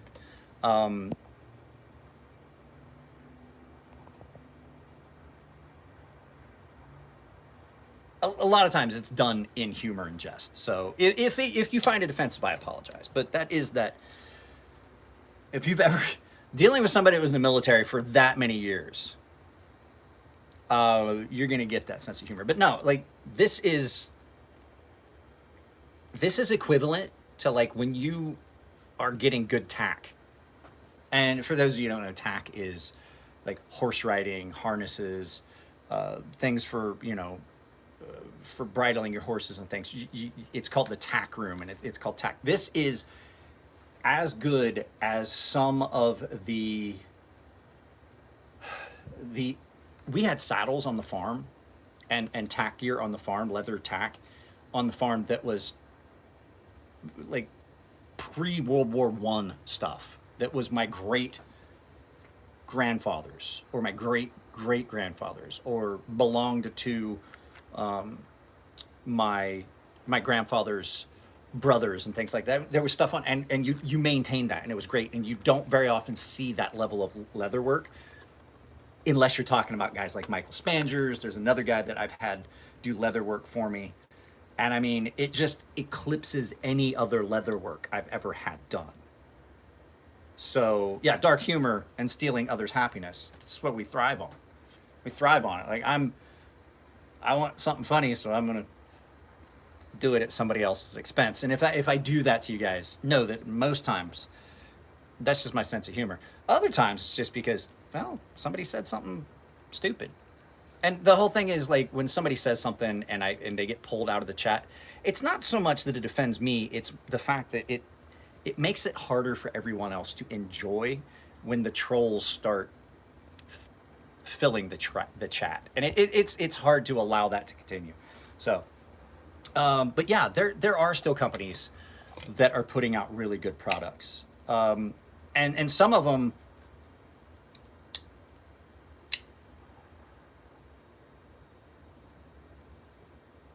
oh, sure you did. Sure you did. I'm sure that you didn't wind up going to the fucking dentist with a hat full of teeth. I'm sure you did. Because guess what? A lot of us, well, a lot of us older guys, like, bar fighting was a hobby. So I don't necessarily know if I believe you or not. But see, there we go again. KATSU Knives is a company that is doing really good work. And I like their work and level of quality across the board on everything I've seen, because I have a bunch of them. I've had a bunch of their stuff come through, and I've had a bunch of them that they've sent me and stuff like that. And like, their quality level is really, really good. And so that's a company that I went after, and I was like, look, I have a design that I want to do. And they're like, well, can we do it as a folding knife? And I was like, yes. So I have a folding knife design coming out through KATSU Knives, and that's another company. I have a discount code for you guys down there. crazysharp works at KATSU Knives. So they do amazing work. It's typically not that expensive. They are based in Japan, I believe. If I remember correctly, they're based in Japan, but they have a lot, it's almost like midtech, where they have a lot of stuff outsourced, and then things like that. Like, the heat treat profile on this, the card that came with this for the heat treat was from a Japanese company, ZDP 189. So I'm not 100% sure, but they've done a lot of cost saving stuff by outsourcing things and then having the artisans do the final work. Like, the guys that are really, really good at it do the final work. So there are still companies that are popping up that are doing really, really good work. There absolutely are a bunch of them. So it's not like there's, like I said, it's not like there's not a light at the end of the tunnel. I really wish that people had stuck with things. Like I said, like this, I think this is post Vietnam Gerber quality. This isn't the original with the 5-degree cant or anything, but this is incredible quality in this, and it's really, I mean, even the leather work on this, and this is old. Gerber, Portland, Oregon, 9722 or 233. It even has the zip code and stuff on it. It's sad. It's sad that there's so many American companies that just couldn't continue to make it. And so I know why they did it. I understand why they did it. They sold their brand so that it would live on. They knew they couldn't do it, so they sold their brand name in hopes that someone else would carry on that tradition. And the unfortunate thing is, 9 times out of 10, they didn't. Schrade, Gerber, so many other companies. I'm hopeful that some of those companies are going to start coming back. Even as far as, like, I hate this knife, right? I hate this knife, but for folks that love the Rat by Ontario Knives, it's sad that that's not available for them. I don't really like this knife. I don't understand why it's so popular. It's a dated design. It's a dated production. It doesn't do the things I want. And I didn't think that the quality of production was really there, but it is a very popular knife. And for that to go away with something that people want goes away, or something that people love goes away, it's a little bit sad. It happens. Here's a case. Here's a correlation. The video game industry. So I'm an outdoorsy kind of guy. I grew up, but I still love video games. And I set time aside for myself every week to be able to play some video games. But a lot of the games, it becomes lost. There's a lot of games that you can't play anymore for a lot of reasons. They disappeared. Like, I have a PS3 right over there that has games loaded on it that I would never be able to play on the PS5 that sits here that I play now. And there's a lot of times that PS5, it's not even connected to anything. I have the best video game system on the market right now. I traded a knife for it. I had duplicates. A guy wanted the knife and I wanted a PS5. He had a PS5 that was brand new in box. Had two of them. He kind of was doing a scalping thing. I was like, I'll trade you. You want that knife so bad? I'll trade you that PS5 for it. And he bit, and I have a PS5 that I traded a knife that I had a duplicate for that I really wasn't over the moon about. But the fact is, I have a PS3 that winds up getting played more than my PS5. Why? Because the games I want to play aren't on PS5. They're on PS3. Well, the new, I'm not gonna lie, the new Space Marine game came out. And I've done a full playthrough twice. I did one of them as a full, I did a full playthrough live on my gaming channel. So we're gonna go in. I want another cup of coffee. You guys are gonna come in with me when I make a cup of coffee, but you are gonna lose audio for just a moment. I know how to fix it though.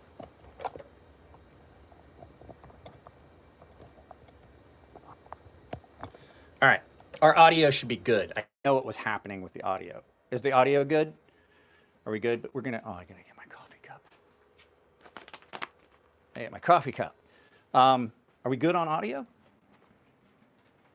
So, welcome in the house, ladies and gentlemen. Oh, I gotta show you. So I have to show you guys this. Is the good to go? Okay, audio's good. Check this out. So my beautiful, lovely, sweet golden retriever that we have, the biggest goddamn golden retriever anybody's ever seen. He started digging, and we couldn't figure out why, but he dug a spot in the yard. Do you see that really green patch right there? I had to fix all of the yard because he dug a hole one day while I was gone that was big enough to put a car in. You could have put a car in it. It was like the size, like the footprint of a car. A little muffled, but good. Well, that's weird. We should be good on audio. Well, I mean, it will be good when we go back in. 5x5. So I had to reseed that entire area of the yard, and it has taken a while to get it all fixed. Little muffled, but good. I don't understand. So let me try it again.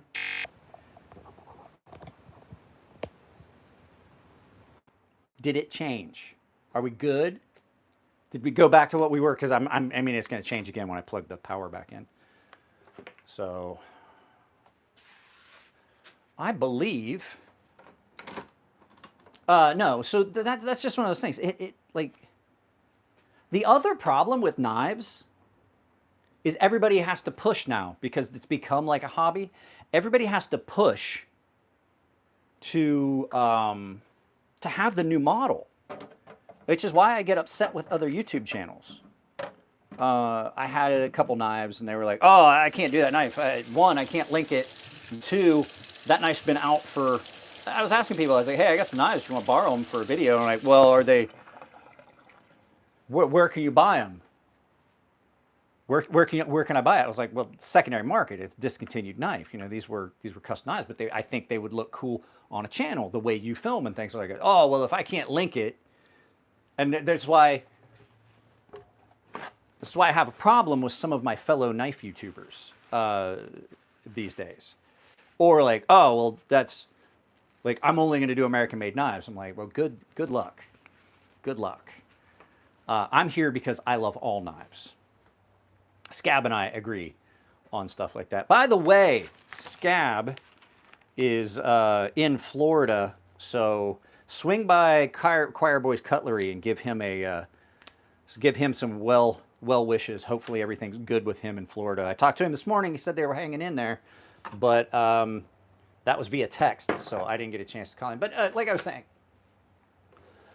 companies realized that they had to just keep putting out new designs, so they never got to refine those designs. Like, oh, well, that knife didn't sell the way we wanted, so we got to do this, and we got to do this, and we got to do like 80 different designs. Well, then they overloaded themselves with designs of trying to produce too much stuff at once, and quality drops. When you're trying to produce too much stuff, or if you've got too big of a fucking catalog. Everybody was always like, oh, well, Cold Steel always discontinued the knives I wanted to get. I'm like, well, I learned a long time ago, unless it's something like the Taipan or some of their buoys or some of their mainstay, like tried and true knives, like the Magnum XL, like the Tontos, the SRK, all of that stuff, right? They realized that, like, look,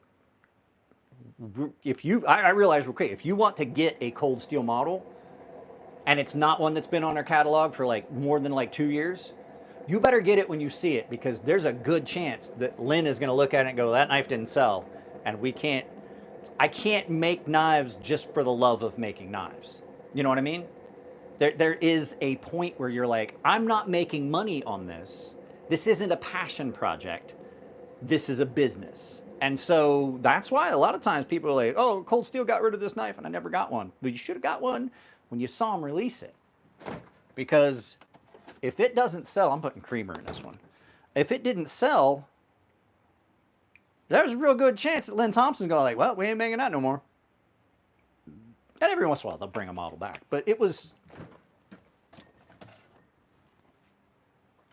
a business.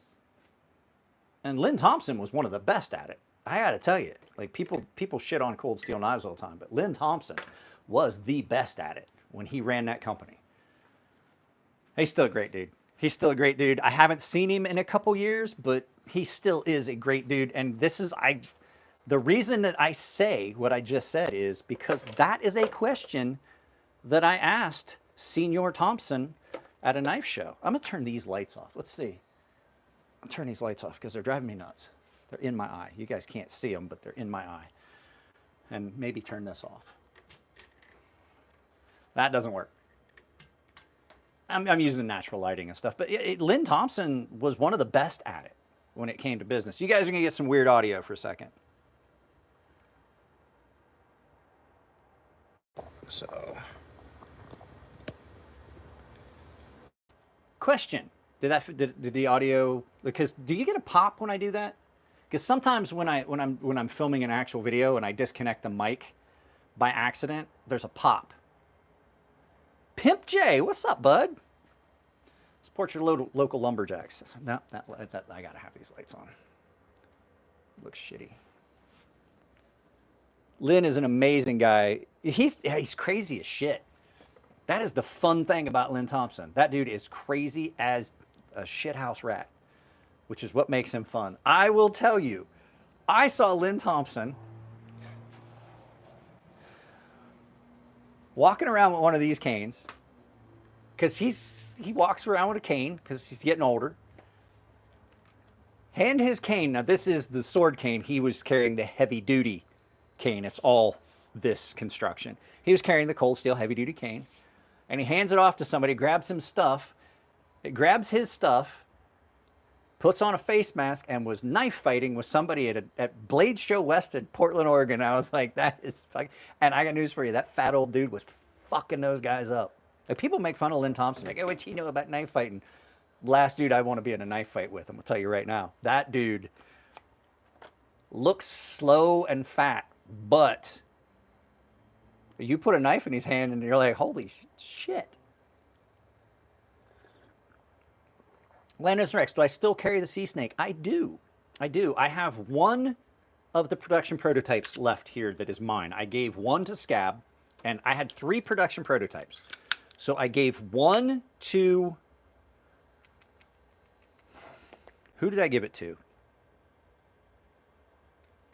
I gave one of these to Scab. Scab has one as part of his EDC. The man is quick for a, like, deceptively fast. It's like when you practice something, like I did firearms instructing for years, out of a holster and on target, the old adage, slow is smooth, smooth is fast, as slow as you need, as fast as you can. That whole training process that you go through where you became smooth at something turns into fast. So he is insanely quick and fast at specific things. For me to pull a 1911 out of a holster and come on target, it doesn't require any thought. Therefore, it's smooth, and smooth is fast. Right? The same thing with him with knives. With fighting, with knife fighting. It was an impressive thing to see. Apparently, they used to do the parking lot sales. Like he would do eskrama, knife fighting, and sword fighting with people, and everybody was just like, holy shit, look at that fat dude fucking people up. So, I had Lynn draw an Espada and Frenzy XL on me. Shit was smooth and fast. Yeah, that's what I'm saying. Smooth is fast. Slow is smooth, smooth is fast, as slow as you need, as fast as you can. Knowing where you're at in that tree of getting smooth leads to getting fast. You got to go slow. You can't walk into walking. You can't run into running. You got to crawl, walk, then run. Same thing. We always used to teach those kids that. And that's something that's missing in a lot of training. So, fat and smooth. I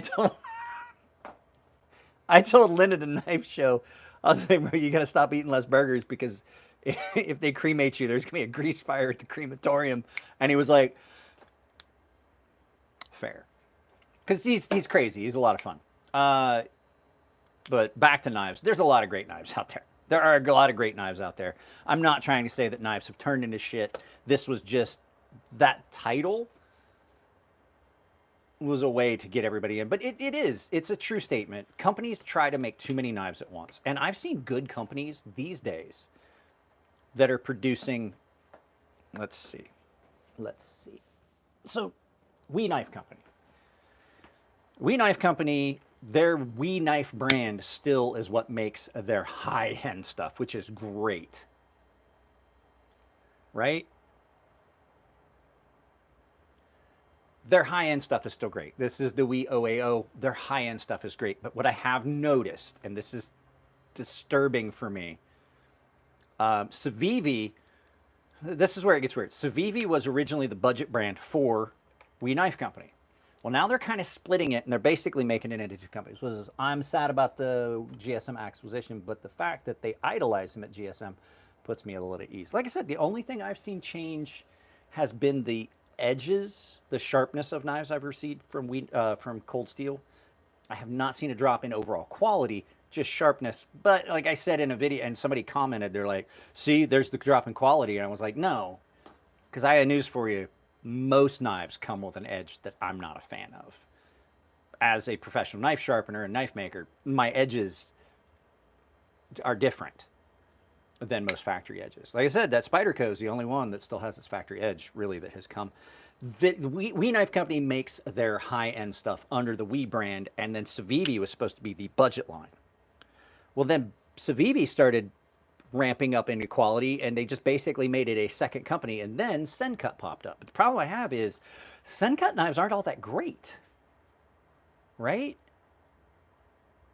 Cold Steel will never have the same CTS XHP sharpening. They will never have the same sharpening ever. Yeah, I don't know what changed in the sharpening. I don't know what, maybe they changed their sharpening process. They're not, don't get me wrong, it didn't come dull. But having gotten Cold Steel knives in the past that were just the sharpest knives I'd ever gotten from the factory, up there, I mean, they were this level of sharpness, like my Spyderco military, and the PM2 did come with a really good edge. It's it's not a drop in quality, but I'm like, why is it not sharp?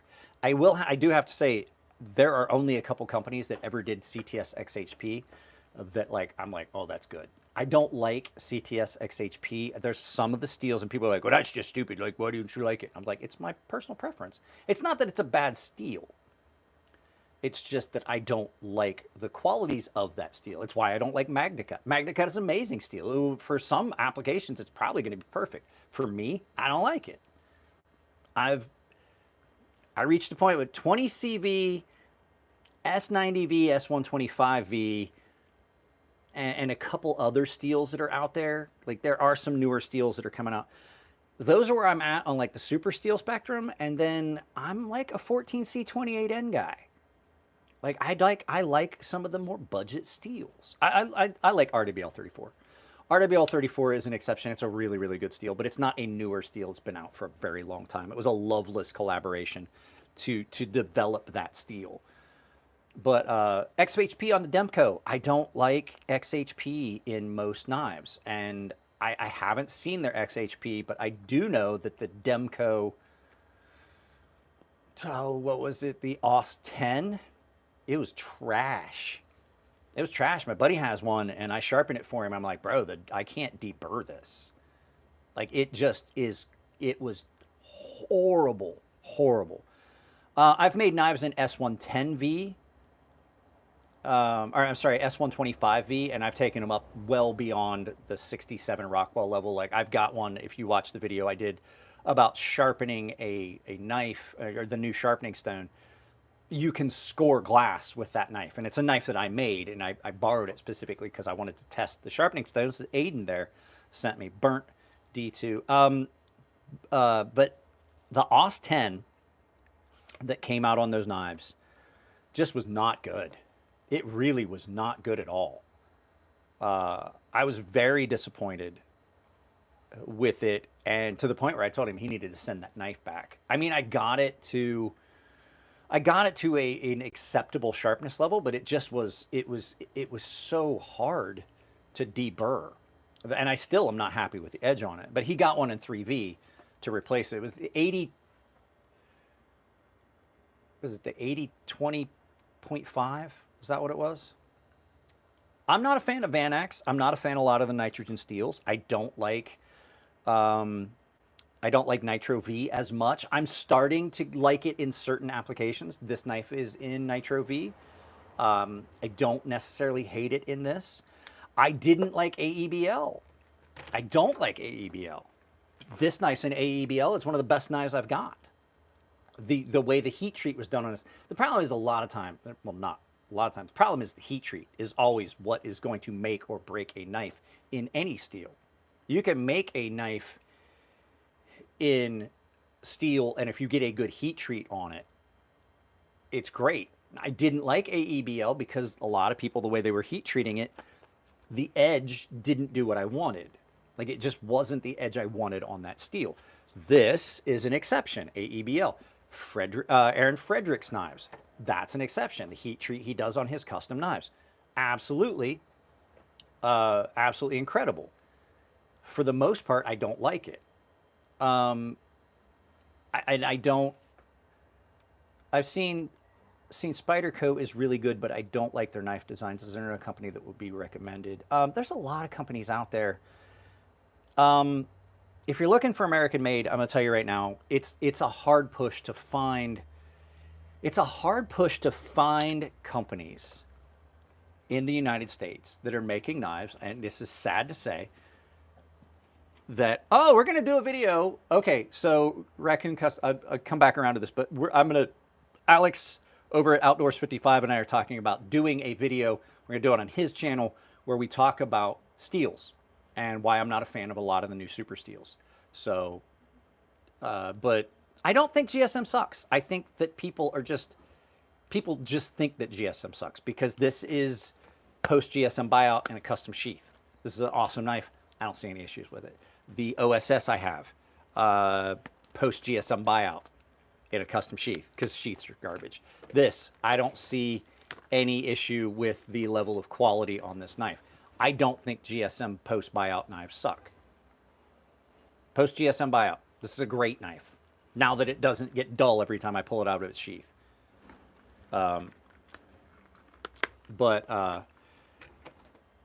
Companies do knives. Companies do things in specific steels, and a lot of times they don't get the heat treat where I want it.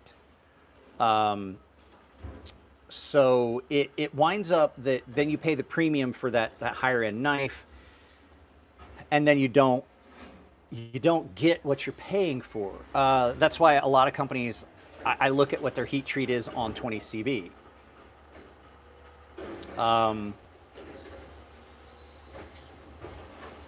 And 20 CV and RWL, they're not, sorry, M390. So the heat treat on that can be done. Now this is a much lower heat treat, not much lower, but this is a lower heat treat than it would have been if I was doing a custom knife. My custom knives on 20 CV were usually at about 64, 65 Rockwell. And 64, 65 Rockwell. Oh, Adam, Aiden, he's going to hate you. S125B comes at 55 Rockwell and annealed before heat treat.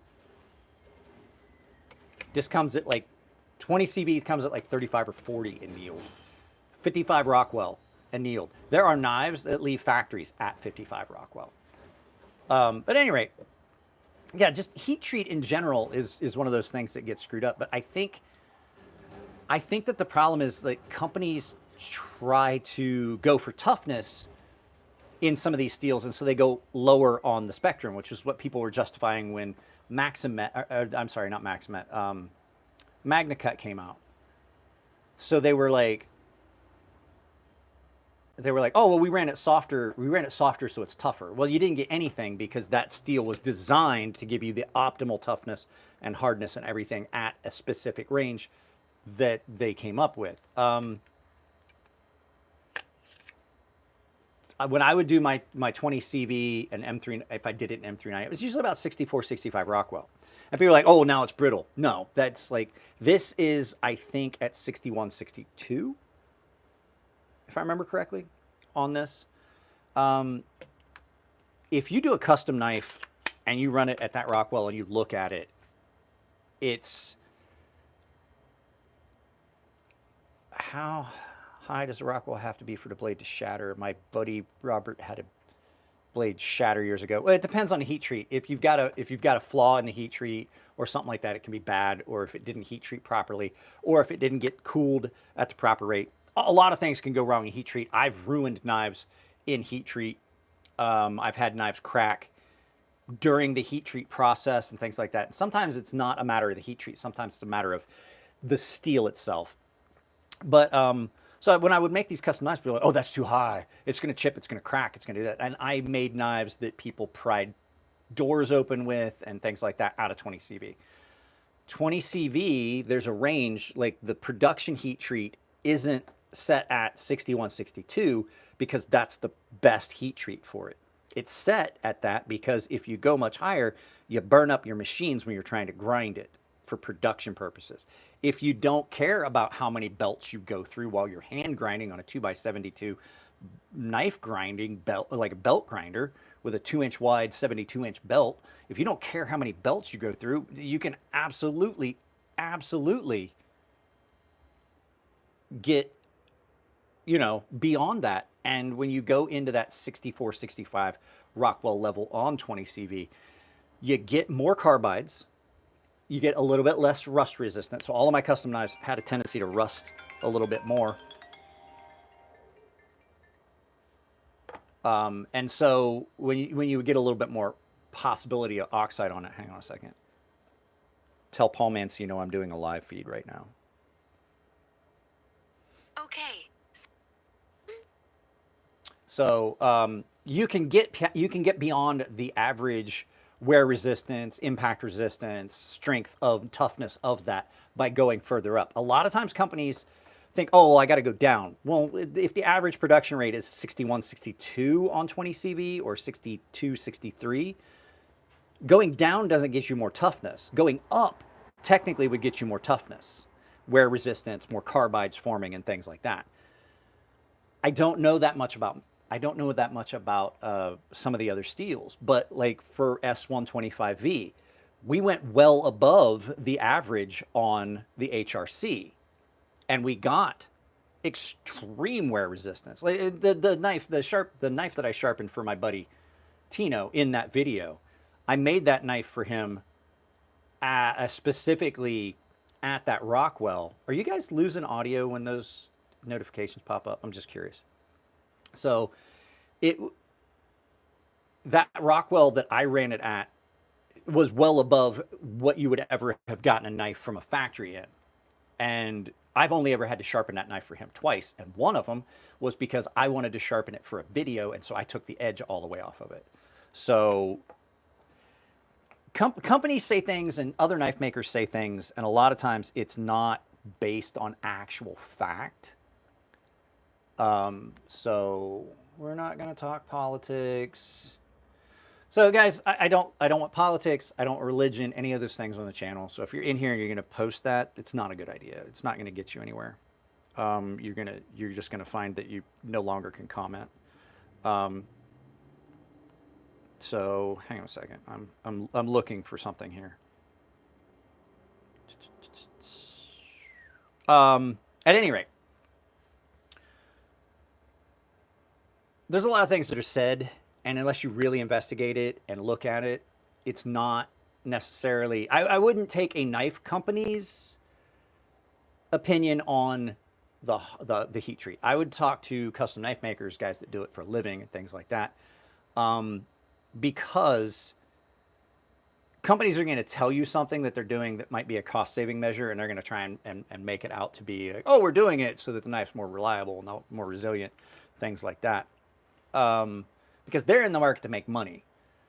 A lot of times custom knife maker is in it because they're passionate about it. There's a lot of custom knife makers that don't make any money at what they're doing. They make amazing products and they never make any money at it. I was an okay knife maker and I never really made any money at it. Should I ever use my stones dry? Should you ever use your stones dry? No. Not because it's necessarily going to be bad for the stone. It can be. But using your stones dry is going to allow that stone to load, and it's going to cause a little bit of undue wear. When you add, even if it's just water, you're adding a medium that's lubricating the spot where the stone touches the knife. And it also will allow that material to be lifted out and not get stuck. I have a perfect case. I used a stone dry. Where did I put it? I used this stone dry because I was just in a hurry. See all that? That is metal that is now embedded in the surface of that stone. I'm going to have to take some manner of abrasive on this. It's going to be this. And I'm going to have to put these both in the water. And I'm going to have to remove that top layer because in a hurry, I used this dry. You see this in these. This is why your ceramic rods have to be cleaned. I don't know if you've ever been to somebody's house and they have one of these ceramic rods and it's only white at the very end and the rest of it is all just coated. It looks black and shiny. Well, that's because these are used dry and it does remove the material, and the material has to go somewhere, so it goes into the pore of the stones. These are easy to take care of. You just put a little bit of abrasive powder like Comet or Barkeeper's Friend or something on a green. Matter of fact, this lives out here. And I just take this in the house, I put a little bit of Comet or Ajax or something on it, and I just scrub it out, and it gets it out of the pores of the steel. If you're using like a water stone dry, they're not meant for that. If you're using an oil stone dry, you can kind of get away with that, but you want something in there that's going to lift that material out of the way, right? Every time I sharpen, even if you don't see bubbles, there's like a drop or two of dish soap. Is this gonna, see, some bubbles on that? A drop or two of dish soap in that. It breaks the surface tension. It keeps things from loading to the stones. If I'm doing like carbon steel, or steels that might rust like tool steel. I put a little bit of baking soda in the bottle of water to lubricate the stone. If you're using oil stones, pick an oil that's going to prevent the material from loading. I use KPL Ultralight. I will never need an entire bottle of KPL Ultralight for the 2 out the front knives that I have. But when I use this stone right here, which is an old Arkansas stone that used to be this long when it was brand new, and then was shorter when my grandfather had it because my great-grandfather broke it, and then my grandfather broke it, and now it's mine. If I use this, which I use for like kitchen knives and things, because it's a good all-around stone for that, I put a couple drops of the the Ultralight. Where did I put it? I just literally had it. So this is the KPL Ultralight weight. This is great for lubricant on an oil stone. So it's one of those things you really do need to have that lubrication in between the stone at the interface. And like I said, especially if you're doing like an old school like aluminum oxide stone like this 1000 grit king stone, absolutely need it wet. It has to be wet. If you're using your stones dry, you're going to ruin your stones and you're not going to get a good end result, and it's not going to cut the way it should. You're going to get a bad edge. You're not able to maintain your angles properly. It just makes it, just don't do it. There are some stones that are designed to be used dry. Ultrafine ceramic from Spyderco. It's the same as that rod. You use these dry. I use this a lot. And then when it gets loaded up, same thing. Abrasive powder in a green scratchy pad to remove the material that's loaded in the stone. So, what was this? Raccoon Sex Dongjiom? You spelled it wrong. By oxide powder, aluminum oxide powder. So there's a couple things for flattening those stones. So this 400 grit and lower silica carbide, above 400 grit, 220 grit aluminum oxide, the red aluminum oxide glass plate. That's how I flatten my stones. Well, it's not necessarily true. I use my Atoma. I use my Atoma plate that's kind of worn out. I use my Atoma plate to do my Shapton Pro ceramics. These, you don't necessarily want to put these down on it. You remove more than you need to with these if you do it with the loose abrasive, and you get a different feel on the stone. It doesn't feel right when you use it.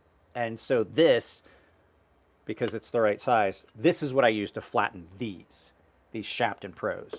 But pretty much everything else gets done on a glass plate with either, like I said, either aluminum, 220 grit aluminum oxide, or I think this is 100 grit silica carbide. You can buy these. You can get them at, I buy these from Edge Pro. I buy these powders from Edge Pro. It's pretty cost efficient. They last forever, and like you don't need, like this baby food jar was full. Was full when we lived at the old house, and now is only halfway full, and I haven't lived at the old house for 3 years, I want to say 3 or 4 years. So like I said, it depends on the grit of the stone, the grit of the loose abrasive. Above 400 grit, 220 aluminum oxide. Under 400 grit, or 400 grit and lower, the like 100 grit silica carbide. So, Chunk, come here. I think I'm getting a delivery. Chunk, in the house. The dog loves to try to go kiss and hug and love all over the delivery man. So I'm going to end this. It's been 2 hours. I don't like to really run these over 200 hours. We've seen a big drop off in people, and well, I've run out of things to talk about, and I probably should still think about setting up the studio and filming a little bit today, but I just didn't have it in me. I didn't feel as focused as I needed to be to actually film a video. So, guys, I'm gonna end it. I love you all. Thanks for hanging out. If you haven't subscribed, please do subscribe. I saw I got a bunch of subscribers from this feed. So if you haven't subscribed, please.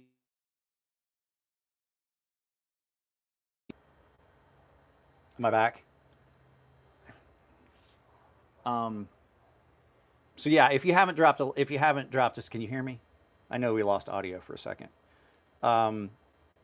So if you haven't subscribed to the channel, please think about doing it. Drop a like on your way out. Guys, I get the stuff all set up. No problem, Rolf. And here's the thing. I can be wrong about some of this stuff. This was just a shoot from the hip kind of video. So if ever I'm wrong, feel free to let me know, like your expertise. Like I'm not gonna necessarily blindly listen to everything anyone says, but I'm also willing to look at it and go, well, tell me where your expertise comes from, and then I may, I'll look at it and say, oh, okay, well, maybe I'm wrong. Like if Laren came in and told me I was wrong about like what I'm saying about MagnaCut, which I don't think he would, then I absolutely would be like, okay, I'm wrong. The designer of that steel, the guy that formulated that steel, told me I was wrong, so I must be wrong. I am willing to admit I'm wrong. Being wrong is a lot of times the best way to get to being right. Don't forget that, guys. I love you all. I'm out. Take it easy. It's your birthday. Happy birthday. And go find one of the charity organizations that's doing stuff for Florida and all that. Those guys need help because I really don't think that the federal government is doing it. So I'm out, guys.